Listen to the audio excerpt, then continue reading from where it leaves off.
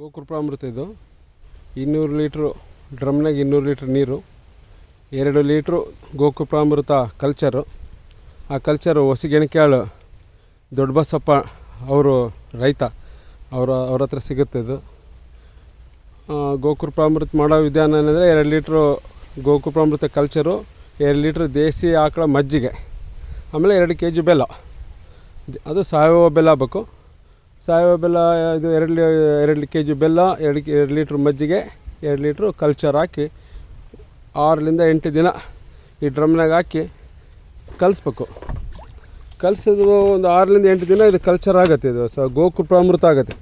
ಈ ಗೋಕೃಪಾಮೃತ ಎಲ್ಲ ಬೆಳೆಗೆ ಸಿಂಪಡಣೆ ಮಾಡ್ಬೋದು. 20 ಲೀಟ್ರ್ ಟ್ಯಾಂಕಿಗೆ 10 ಲೀಟ್ರ್ ಕಲ್ಚರು, 10 ಲೀಟ್ರ್ ನೀರು ಹಾಕಿ ಒಂದು ಟ್ಯಾಂಕಿಗೆ ಮೆಣಸಿನ ಗಿಡ ಆಗ್ಬೋದು, ಭತ್ತ ಆಗ್ಬೋದು, ಮೆಕ್ಕೆಜೋಳ ಆಗ್ಬೋದು, ಎಲ್ಲ ಬೆಳೆಗೆ ಸಿಂಪಡಣೆ ಮಾಡಿದ್ರೆ ಬೆಳೆ ಸಮೃದ್ಧವಾಗಿ ಹಚ್ಚ ಹಸಿರಾಗಿ ಬೆಳೀತೈತೆ. ಆಮೇಲೆ ಎಲ್ಲ ಫುಲ್ಲು ಗಟ್ಟಿ ಹೆಲ್ತಿಯಾಗಿರುತ್ತೆ. ಯಾವ ಕೀಟ ಬೀಳಲ್ಲ, ಯಾವ ಇದು ಬೀಳಲ್ಲ.